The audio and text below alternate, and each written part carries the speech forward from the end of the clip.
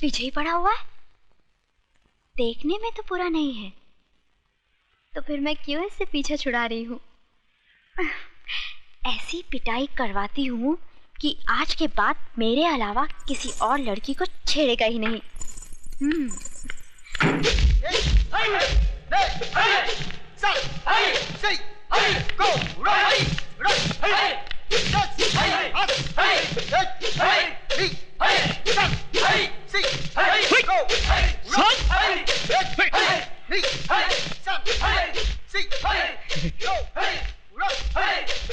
उस्मान मियां, practice को नहीं कर रहे हो? वही तो कर रहा हूँ। हाथ पैर तो हिला नहीं रहे हो? इस काम के लिए हाथ पैर नहीं, बल्कि कुछ और हिलाना पड़ता है। कुछ और हिलाना पड़ता है? सर, लड़की लड़की, तुम यहाँ क्या कर रही हो? देखिए। दिखाइए। क्या? वही जो आप छुपा रही हैं। मेरा मतलब है, एक गुंडा मेरा पीछा कर रहा है। क्या आप लोग अपनी बहन की रक्षा नहीं करेंगे? देखिए मैडम, अगर पूरे हिंदुस्तान की लड़कियां हमारी बहनें बन गई तो हम लोग जिंदगी भर हाई करते रह जाएंगे।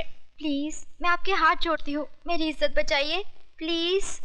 ठीक है, तुम फिक्र मत करो, मजबूर होकर हम तुम्हें अपनी बहन मान ही लेते हैं। चलो।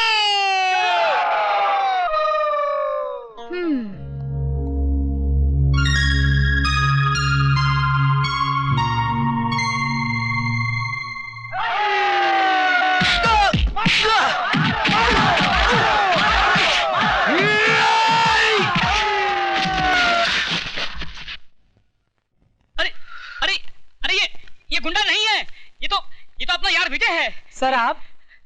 सर हम समझे कोई गुंडा है। सर? बड़े अजीब, बहनों को ही पिटवा दिया। भाई इन्होंने हमसे कहा कि इन्हें कोई गुंडा छेड़ रहा है। उल्लू के पट्टों, गौर से देखो इसे, ये खुद गुंडी लगती है, इसे कोई क्या छेड़ेगा? देखिए, आई एम सॉरी, मेरा मतलब ये नहीं, मैं तो चाहती। आप भले ही मुझे चाहने लगी हैं, लेकिन मैं आपको नहीं चाहता। हाँ, तुम औरत की जिद को नहीं जानते। अगर 4 दिन में तुम मेरी टांग के नीचे नहीं आए तो मेरा नाम भी टंगड़ी कबाब नहीं। लगता है तंदूर बहुत गर्म है।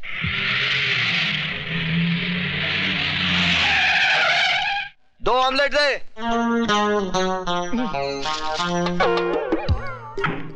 ये कहां से आ गई?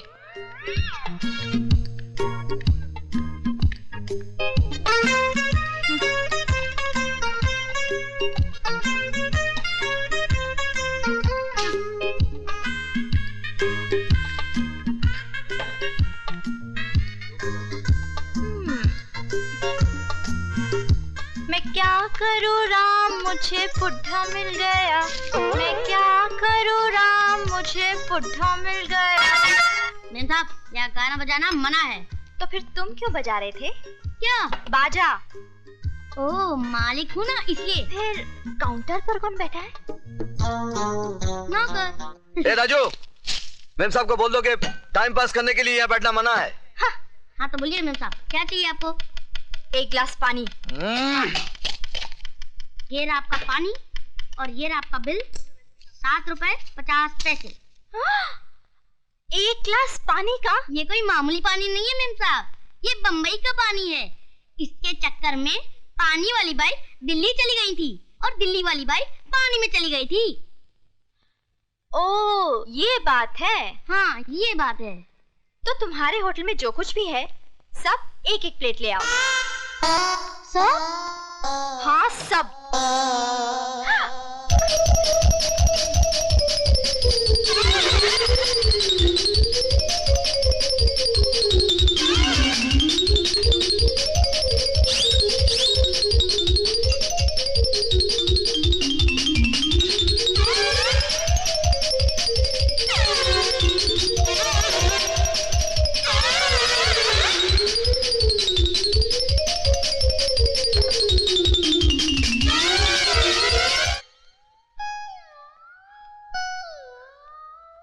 सब खत्म।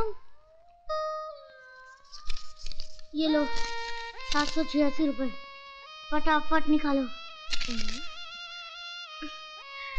अकाउंट में लिख लो। अकाउंट? कैसा अकाउंट? यहाँ मेरे पति का अकाउंट चलता है। बिटिया, क्या नाम है तुम्हारे पति का? मुझे बता दो तो मैं लिख लूं। विजय श्रीवास्तव। जी अंडे।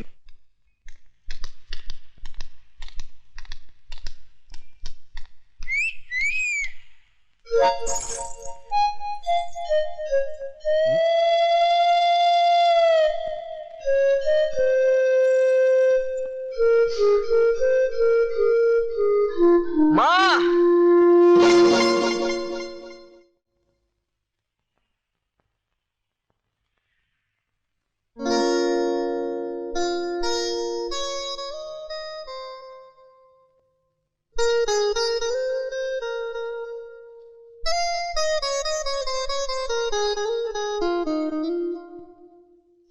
ए बेटू, चल जल्दी कर, खाने का टाइम हो गया। हाँ भैया।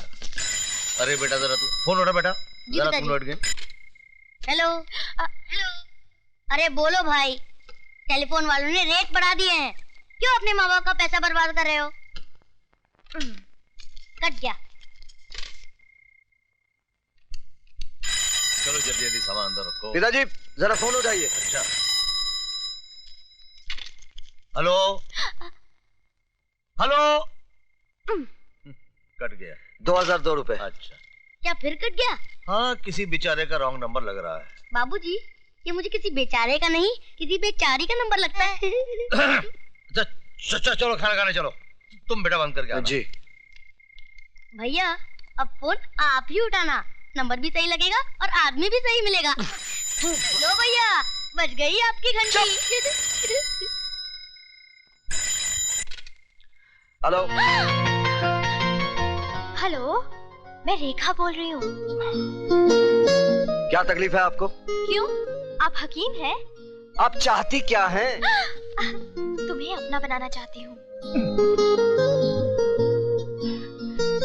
ये जो आप लोगों को इश्क का बुखार चढ़ता है ना, जिंदगी की सच्चाई से टकराते ही 2 दिन में उतर जाता है।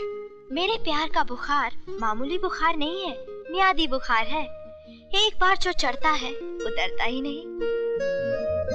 कैसे आदमी हो तुम? जो काम तुम्हें करना चाहिए वो मैं कर रही हूँ। तो क्या करूं मैं? तुम एक बार हाँ तो करो, बाकी सब मैं कर डालूंगी। क्या कर डालोगी? मिठाई सामने पड़ी है, खाने के बजाय मक्खियाँ उड़ा रहे हो। मैं सड़ी गली मिठाई नहीं खाता।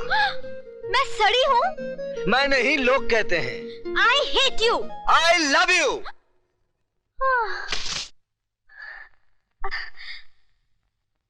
आई अडोर यू विजय। कुछ और लीजिए ना, वही बहुत खा लिया है। मेरा ख्याल है कि अब लड़की को अच्छी वो आती वो आ गई मेरी बेटी।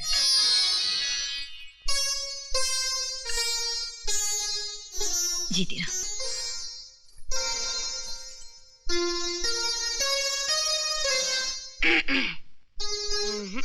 उस्मान भाई, ये तो बड़ी अखरूर लगती है, मुझे बिल्कुल नहीं जमी।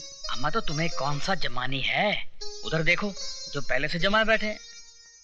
अरे सक्सेना साहब, जब हमारे बेटों को आपकी बेटी पसंद है तो फिर हमको भी पसंद है। अरे ऐसे कैसे पसंद कर ली? पहले थोड़ी पूछताछ तो करने दीजिए। अच्छा बेटे, तो पूछो। अंकल आपसे नहीं, इनसे। पूछो पूछो। आपको हेल्थ क्लब, ब्यूटी पार्लर जाना पसंद है? नहीं। पार्टी में जाना तो अच्छा लगता ही होगा। नहीं। पत्ते खेलना आता है? नहीं। ये भी नहीं आता? खैर आपको break dance, tequila, rumba samba dance तो आता ही होगा। बिल्कुल नहीं। फिर आपको आता क्या है? राजू, पढ़ना, घर में सफाई रखना, खाना बनाना, वक्त पर पापा को दवाई देना, वगैरह वगैरह। तो भाई वकील साहब, जी। हमें आपकी लड़की पसंद है। बहुत धन्यवाद। राजू मियाँ, हम लोग विजय मियाँ के लिए लड़की पसंद करने आए हैं, आपके लिए नहीं। अगर विजय भैया को किसी वजह से लड़की पसंद नहीं आती है तो मैं शादी करने के लिए तैयार हूँ।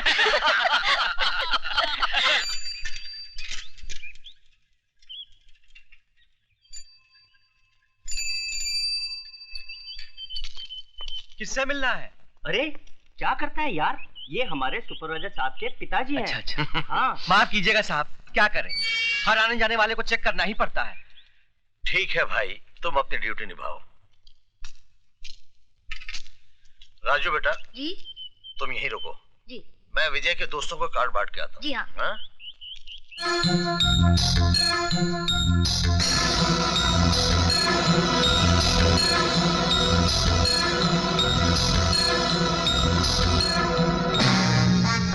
Look at this. Aha. With the telescope. And now this is very handy for ladies. Mister त्रिकाल, हमको समझ में नहीं आया, गवर्नमेंट का बारूद, उसका बंदूक तुम हमको कैसे सप्लाई करता है? जिस तरह हम तुम्हें गवर्नमेंट का गोला बारूद सप्लाई करते हैं और ये नहीं पूछते कि तुम इसका क्या करते हो। क्या करता है? जैसे तुम 1 रुपये का माल 4 रुपये में देता है, हम 4 रुपये का वही माल एक्सट्रीमिस्ट लोग को 10 रुपये में देता है। जॉन, जिस तरह हम रुपया कमा रहे हैं उसी तरह तुम भी कमाओ, लेकिन हमारे घर में झांकने की कोशिश मत करो। तो तुम बिजनेस की बात करता है। ससुर जी, इनके पेट में ज्यादा दर्द हो रहा है, बता ही दीजिए वरना ये अपनी पैंट गंदी कर देगा। क्या बोला तुम? मिस्टर जॉन, ये हमारे दामाद डीपी सिंह हैं। किसको गोला बारूद का लाइसेंस देना है उसका फैसला मैं करता हूँ। आई सी, चोर चोर मोजरा भाई।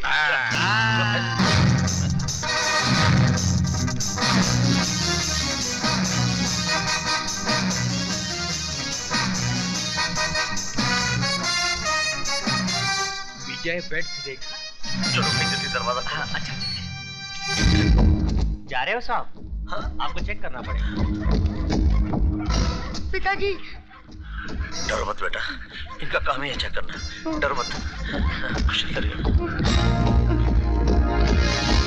भाई, अगर तलाशी लेनी तो आप ले लेते, इस कुत्ते की क्या जरूरत थी? साहब, इंसान हमें तो धोखा दे सकता है, इन कुत्तों को नहीं। अगर आपके जिस्म से बारूद की बू आ जाती तो ये आपको फाड़ कर खा जाते। तो मैं चलूं? हाँ जी। हाँ बेटा। Hello guard. जी साहब। विजय आया है क्या? उनके पिताजी जरूर आए थे, चले गए साहब। पिताजी आए थे? जी साहब।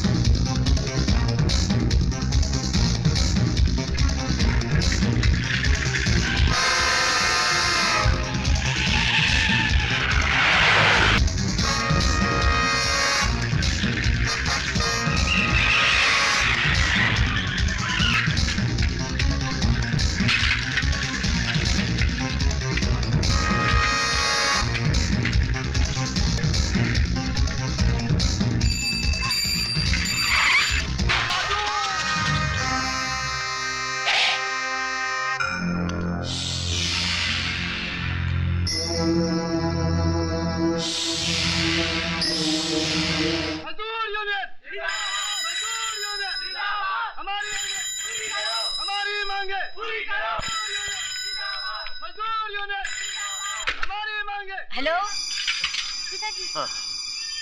हेलो। क्या कह रहे हो? मुझे सुनाई नहीं दे रहा, बहुत शोर है यहाँ पे। अरे फोन विजय को दो। अच्छा एक मिनट ठहरो, मैं दरवाजा बंद करके आती हूँ। 1 मिनट। हेलो सुनो तो। Hello hello.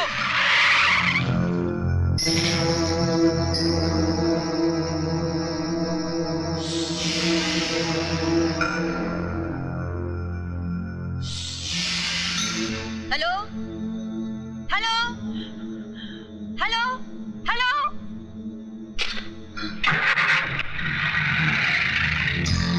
पिताजी वो लोग चले गए। गए? Hello hello. कट गया। फिर से लगाइए। बेटा अब तो सिक्का ही नहीं है। चल चल घर चलते, चल। चलिए।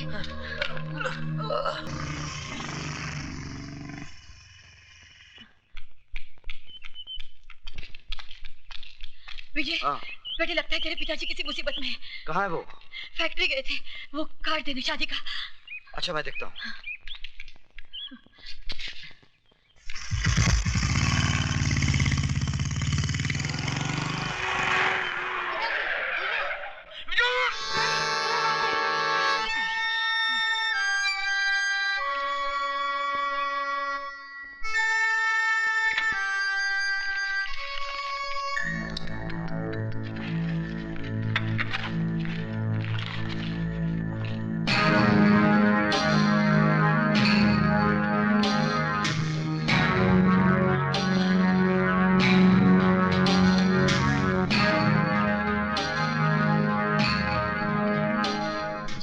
बोलिए।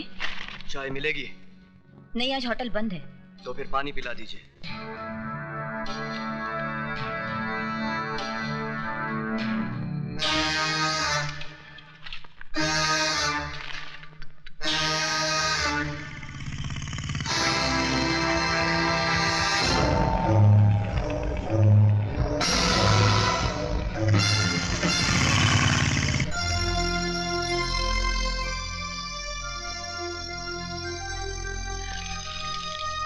Thank you.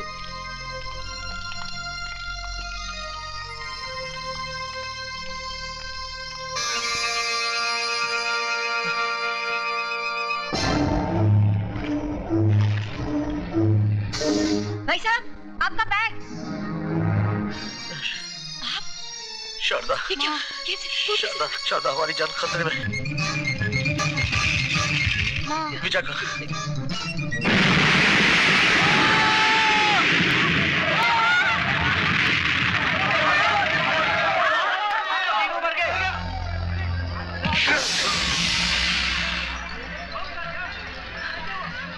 भाई, भाई, माँ, माँ,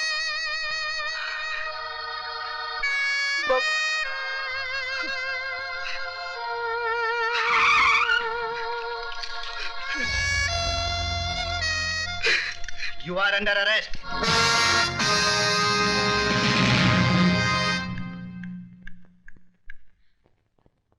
ये क्या हो गया विजय? तुम बोलते क्यों नहीं विजय? विजय! बेटे, मैं तुम्हारे माँ बाप और भाई की जिंदगियां तो वापस नहीं ला सकता, लेकिन मैं पूरी कोशिश करूंगा कि तुम्हें बेगुनाही की सजा न भुगतनी पड़े। योर ऑनर, ये मुकदमा झूठा है, बेबुनियाद है, मन गढ़ंत है। कोई भी बेटा अपनी माँ की जान नहीं ले सकता, अपने बाप की सांसें नहीं छीन सकता, अपने छोटे भाई को कफन नहीं पहना सकता। योर ऑनर, हर हादसे के पीछे कोई सबब होता है, कोई वजह होती है, और यहां तो कोई वजह भी नहीं है। फिर विजय श्रीवास्तव अपने माँ बाप और भाई का खून क्यों करेगा? इसलिए मैं अदालत से दरखास्त करता हूं कि मेरे मुवक्किल के खिलाफ सारे इल्जामात वापस लिए जाएं और इन्हें बाइज्जत बरी किया जाए। That's all, Your Honor. Milord, अपने मुवक्किल के लिए दलीलें पेश करते करते मिस्टर सक्सेना का गला भराया, आंखें नम हो गई। मैं उन्हें यह बताना चाहूंगा मिलॉर्ड कि अदालत में ना तो आंसुओं की कोई कीमत है और ना ही जज्बातों की कोई कद्र। लिहाजा हकीकत को अफसाना बनाकर ना पेश किया जाए, हकीकत को हकीकत ही रहने दिया जाए। और हकीकत यह है कि जिस बारूद के ढेर से 3 बेगुनाहों की जानें गईं, वो बारूद कहां पाया गया?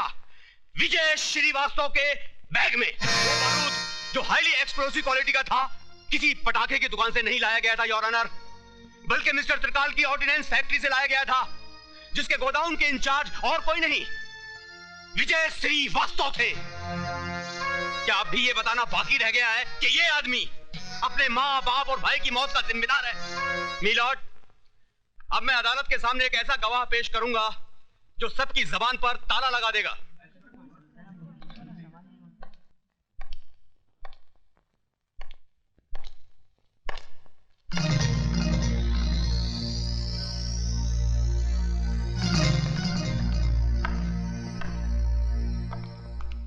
मिस्टर त्रिकाल, आपकी फैक्ट्री से बना बारूद या बारूद से बना बॉम्ब बाहर कहां जाता है? जहां गवर्नमेंट की सप्लाई का ऑर्डर होता है। ये बारूद किसकी निगरानी में बाहर जाता है? सुपरवाइजर की। सुपरवाइजर के अलावा और कोई आदमी है? जी कोई नहीं। आपकी फैक्ट्री का सुपरवाइजर है कौन? इसका मतलब ये तो नहीं कि विजय ने खुद अपने घर वालों को। आप सिर्फ हाँ या ना में जवाब दीजिए। उस वक्त हमारी फैक्ट्री के सुपरवाइजर मिस्टर विजय श्रीवास्तव थे। This point should be noted milord कि फैक्ट्री से बारूद का बाहर आना जाना मिस्टर विजय श्रीवास्तव की देखरेख में होता था, सिर्फ इनकी ही निगरानी में होता था। ये बारूद सिर्फ 28 अप्रैल को ही फैक्ट्री से बाहर नहीं लाया गया था, बल्कि 7 मार्च और 3 अप्रैल को भी लाया गया था। I object your honour. Public prosecutor साहब मेरे मुवक्किल के खिलाफ झूठ मूठ की कड़ियां जोड़ते जा रहे हैं। मैं कोई कड़ी नहीं जोड़ रहा हूं मिलॉर्ड, बल्कि कड़ियां खुद ब खुद अपने आप जुड़ती चली जा रही हैं। जज साहब, अगर मुझे फांसी पे लटकाना है तो लटका दीजिए, लेकिन मुझ पर झूठा इल्जाम मत लगाइए। इल्जाम झूठा या सच्चा, इसका फैसला करेगी अदालत, जिसके सामने यह जाहिर हो गया है कि विजय श्रीवास्तव आतंकवादियों को बारूद सप्लाई किया करता था, और यह है वो बैग जिसमें वो बारूद छिपाकर आतंकवादियों को पहुंचाने ही वाला था कि वक्त से पहले बारूद फट गया, एक धमाका हुआ और 3 जिंदगियों का खेल खत्म हो गया। मीलॉर्ड, जिस तरह एक चोर का साथी भी चोर होता है, उसी तरह टेररिस्ट को बारूद सप्लाई करने वाला भी टेररिस्ट है, टेररिस्ट है, टेररिस्ट है।